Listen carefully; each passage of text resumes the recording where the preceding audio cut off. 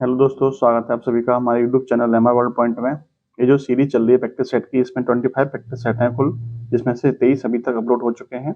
2 practice set और रह गए हैं। इसके अलावा सामान्य ज्ञान के भी 25 प्रैक्टिस सेट आएंगे और रीजनिंग के भी प्रैक्टिस सेट आएंगे। इसके साथ साथ हिंदी के भी 25 प्रैक्टिस सेट आएंगे। तो इस तरह की प्रैक्टिस सेट की सूचना आपको मिलती रहे, जिसके लिए आपको चैनल को सब्सक्राइब कर लीजिए और वीडियो आपको अच्छी लगती है तो वीडियो को लाइक भी कीजिए। तो चलिए शुरू करते हैं आज का प्रैक्टिस सेट नंबर 24, जो कि मैथ का प्रैक्टिस सेट है। ठीक है, पहला क्वेश्चन दिया हुआ है, किसी छात्रावास में 150 छात्रों के लिए 20 दिन की अवधि के लिए पर्याप्त भोजन सामग्री थी।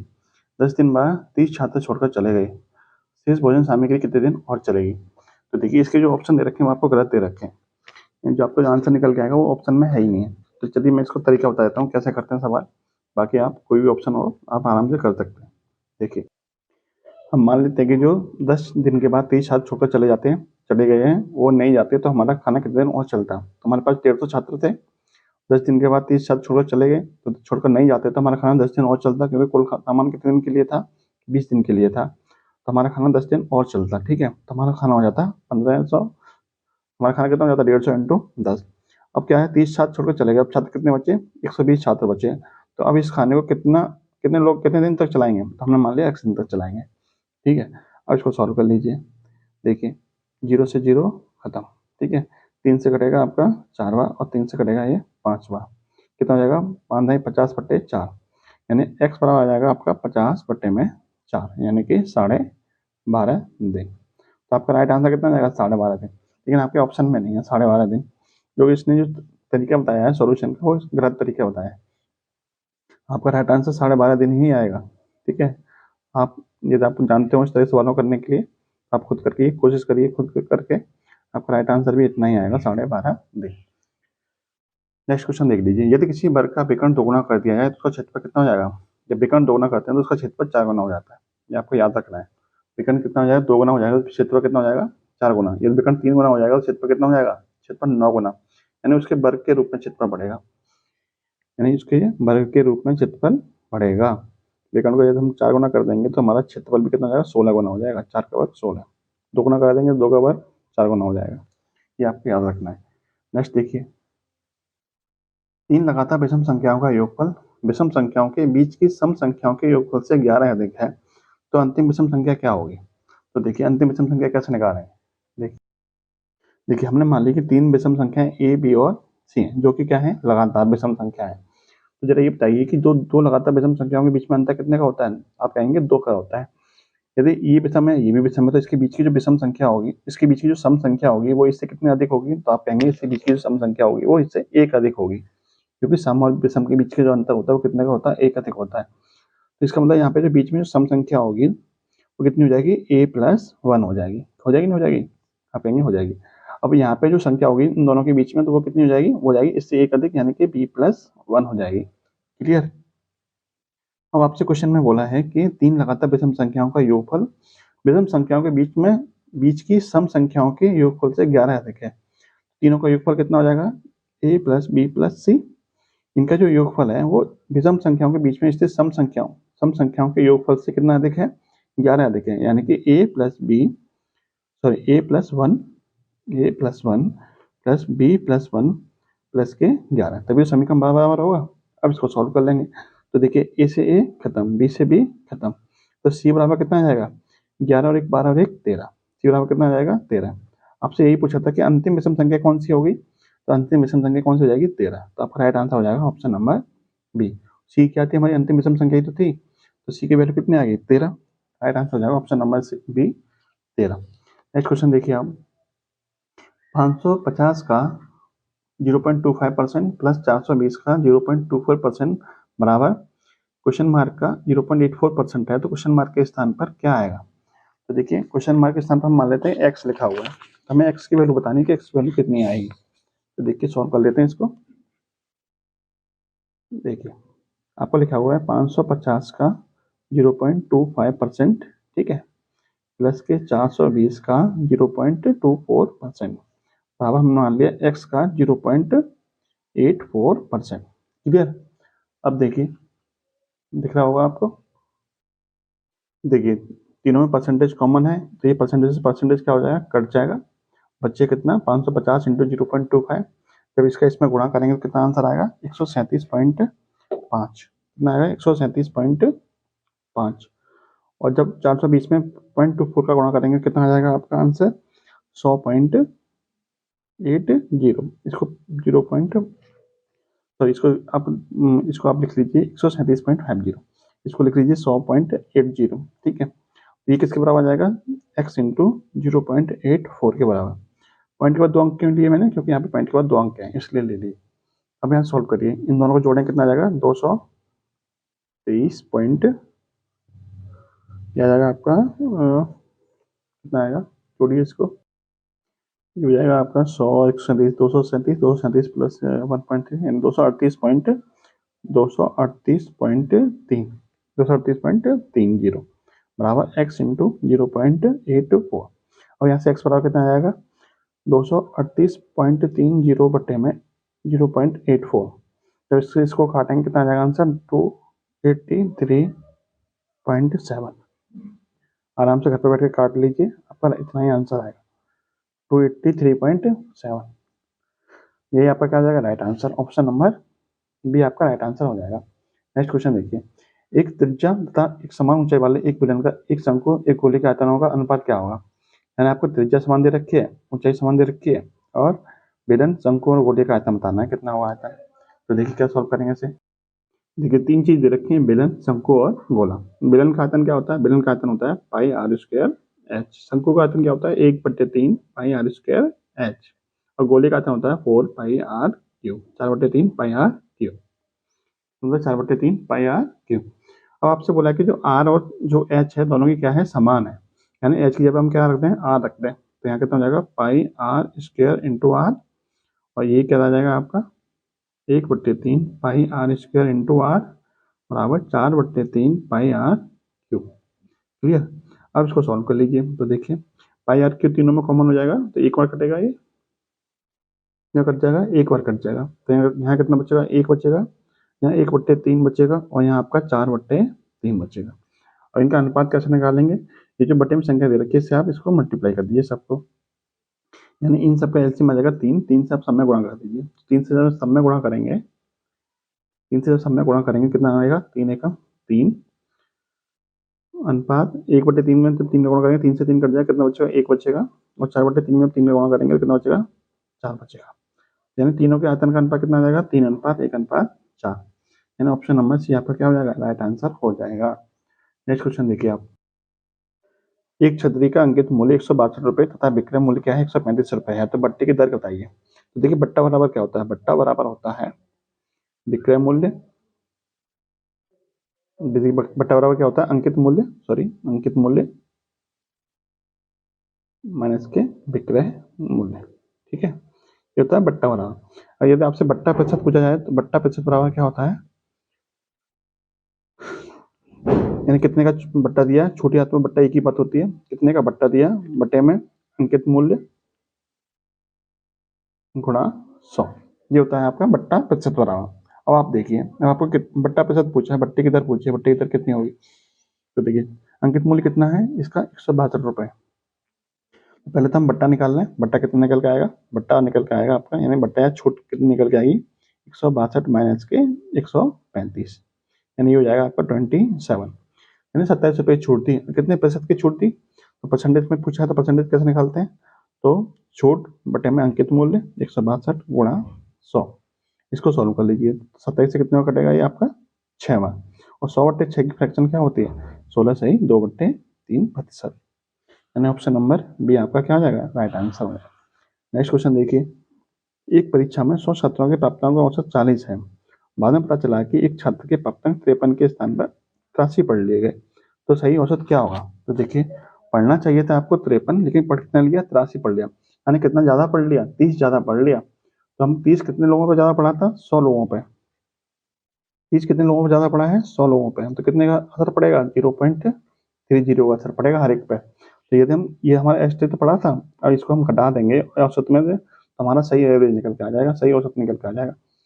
तो हमारा औसत कितना आया था 40 आया था, तो इतना घटा दीजिए, 40 में से 0.30 घटा दीजिए, कितना बचेगा 39.70।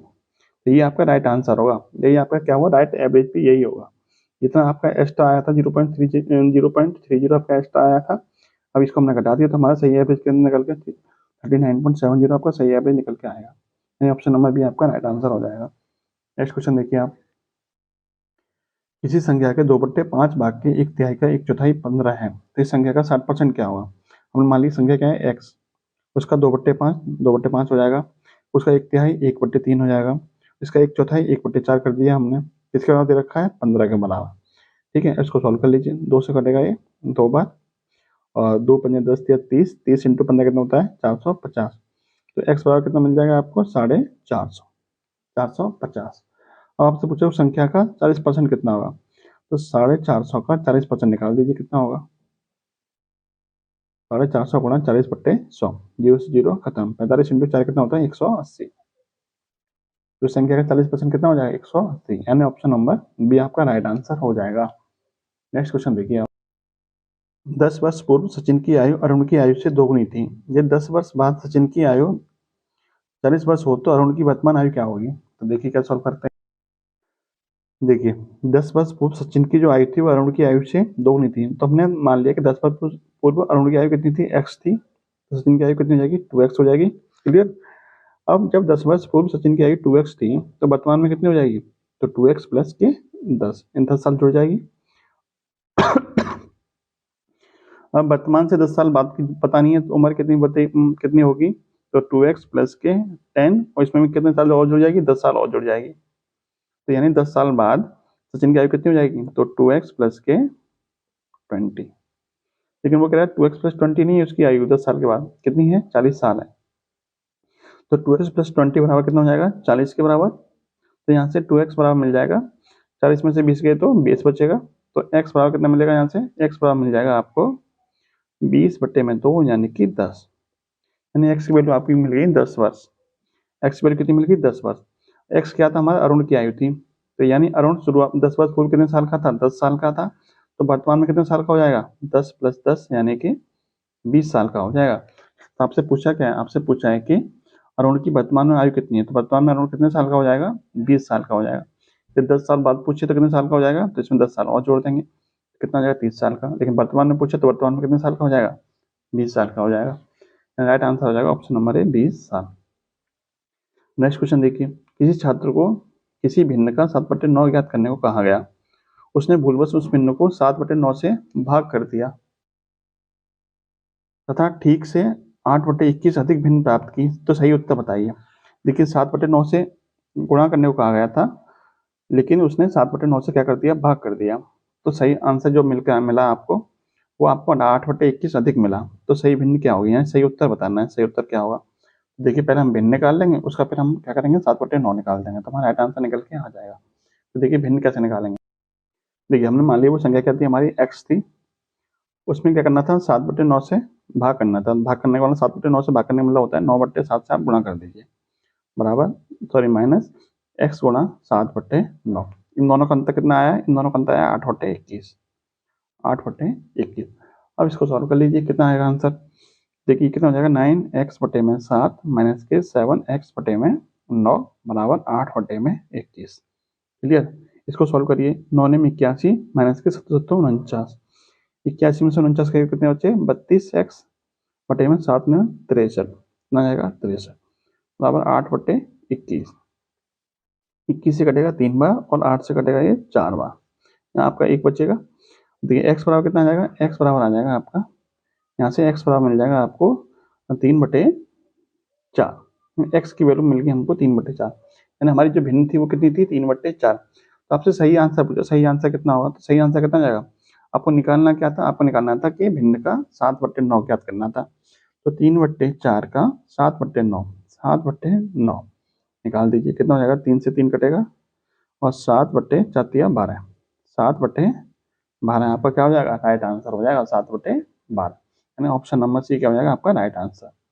नेक्स्ट क्वेश्चन देखिए, 2.5 माइनस के 1/325 माइनस के 2.5 बटे में 0.75 प्लस के 0.50 का मान बताइए कितना होगा। देखिए इसका मान कैसे निकालेंगे। देखिए ये सवाल दिखा मैंने इसको यहाँ पर अलग से लिख लिया है, इसको आप सॉल्व कैसे करेंगे देखिए। तो 0.75 प्लस 0.50 इन दोनों को जोड़ेंगे कितना आ जाएगा 1.25 आ जाएगा। तो देखिए आपका क्या मिल जाएगा आपको 1/325 माइनस के 2.5 बटे में ये आ जाएगा 1.25। 1.25 से कितनी बार कटेगा ये आपका 2 बार कटेगा। कितनी बार कट जाएगा 2 बार कट जाएगा। अब देखिए अब क्या मिलेगा आपको, अब आपको मिल जाएगा 2.5 माइनस के 1/325 माइनस के 2। 325 में 2 घटाएंगे कितना बचेगा 323। तो ये मिल जाएगा आपको 2.5 माइनस के 1/323। क्लियर। अब देखिए 2.5 में से 1/323 की वैल्यू कितनी होती है, 1/323 की वैल्यू होती है 0.003। कितनी होती है 0.003। अब देखिए 2.5 में 0.003 घटाएंगे कितना आ जाएगा आंसर आपका। तो ये आपका आ जाएगा, कैसे घटाएंगे देखिए, घटाना सीख लीजिए थोड़ा। हम इसको लिख सकते हैं 2.5 को 2.500, इसमें से 0.003 घटा दीजिए, कितना बचेगा, यहाँ बचेगा 7, यहाँ बचेगा 9, यहाँ बचेगा 4, यहाँ बचेगा 2, तो 2.497। इसको हम लगभग लिख सकते हैं 2.49। तो आपका राइट आंसर कितना जाएगा 2.49, यानी ऑप्शन नंबर ये आपका राइट आंसर आ जाएगा। नेक्स्ट क्वेश्चन देखिए, कोई व्यक्ति एक साइकिल तो 1400 रुपये में खरीदता है, उसे 15% की हानि पर बेच देता है, उस साइकिल का विक्रय मूल्य क्या होगा। देखिए ये क्वेश्चन पहले भी 2 बार रिपीट हो चुका है, तो इस क्वेश्चन का आंसर आपको कमेंट बॉक्स में बताना है क्या होगा इसका राइट आंसर। ये क्वेश्चन आपके लिए छोड़ देता हूँ मैं, आपको बताना है इसका राइट आंसर क्या होगा। नेक्स्ट क्वेश्चन देखिए, अंडरवुड में 0.00441 का मान बताइए कितना होगा। तो देखिए इसका मान कैसे निकालेंगे, देखिए ये दे रखा है 0.00441। तो देखिए पॉइंट को आप अभी भूल जाइए, अभी आप फोकस करिए 441 पर, यानी 441 पर फोकस करिए। 441 का वर्गमूल कितना होता है 21। 441 का वर्गमूल कितना होता है 21 होता है। वर्गमूल कैसे निकालते हैं इसके लिए भी एक अलग से वीडियो बनाई हुई है, शॉर्ट वीडियो, आपने अभी तक नहीं देखी तो देख लीजिए, जिससे कि आप बड़ी से बड़ी संख्या का वर्गमूल आसानी से निकाल सकते हैं। नहीं तो आपको कुछ छोटी छोटी संख्याओं का वर्गमूल तो आपको याद ही रखना पड़ेगा। 441 का वर्गमूल कितना होता है 21 होता है। अब रही बात पॉइंट लगाएंगे, तो पॉइंट कैसे लगाएंगे देखिए, अब यहाँ काउंट करिए 1 2 3 4 5 6, यानी 6 संख्याओं के बाद में क्या आया है पॉइंट आया है। तो इसके वर्गमूल में जो पॉइंट आएगा वो 6 के आधा, 6 का आधा, यानी कि 3 संख्याओं के बाद पॉइंट आएगा। तो देखिए एक संख्या 2 संख्या तो हमारे पास है ही है, 1 2, 1.0 अपनी तरफ से लगा लिया, 3 संख्या हो जाएंगी। तो आपका राइट आंसर कितना बन जाएगा 0.021, यानी जो संख्या आपके इसमें दे रखी है उसका आधी संख्याओं के बाद में पॉइंट लगेगा, यानी वर्गमूल में जो पॉइंट लगेगा वो संख्या के आधी संख्याओं के बाद लगेगा पॉइंट। अगर मान लीजिए यहाँ पे 4 दे रखी हो तो 4 का आधा यानी 2 संख्या के बाद पॉइंट लगता है आपका। ठीक है, तो आपका राइट आंसर कितना हो जाएगा 0.021, यानी option number C. Next question देखिए आप, 0.111 की वैल्यू दे रखी है 1/9, तो 0.444 की वैल्यू कितनी होगी। तो देखिए कैसे निकालेंगे इसका आंसर। देखिए इसने कुछ नहीं किया, इसमें सिर्फ 4 से गुणा कर दिया। जब इसमें 4 से गुणा कर देंगे कितना मिल जाएगा आपको 0.444 मिल जाएगा। इसमें 4 से गुणा किया तो इसमें भी 4 से गुणा होगा, तो 1/9 का कितना हो जाएगा 4/9। तो राइट आंसर हो जाएगा आपका 4/9, option number D. Next question देखिए, किसी संख्या के वर्ग का 3/5 126.15 है, तो वह संख्या क्या होगी। हमने संख्या मान ली कि x है, तो x का वर्ग यानी x स्क्वायर का 3/5 किसके बराबर आ जाएगा 126.15 के बराबर आ जाएगा। देखिए हमने संख्या मान ली आपकी x का वर्ग का 3/5 इसके बराबर दे रखा है 126.15 के बराबर दे रखा है। तो देखिए क्या सॉल्व करेंगे इसको, 3 से कटेगा आपका ये 3 चौक 12, 3 दूनी 6 और 0.5। अब एक्स स्क्वायर बटे में 5 बराबर आ जाएगा 42.05। अब क्या करेंगे 5 का इसमें गुणा कर देंगे, 5 का इसमें गुणा कर देंगे, तो एक्स स्क्वायर बराबर कितना आ जाएगा 42 पंजे 210 और 55 25, यानी 210.25।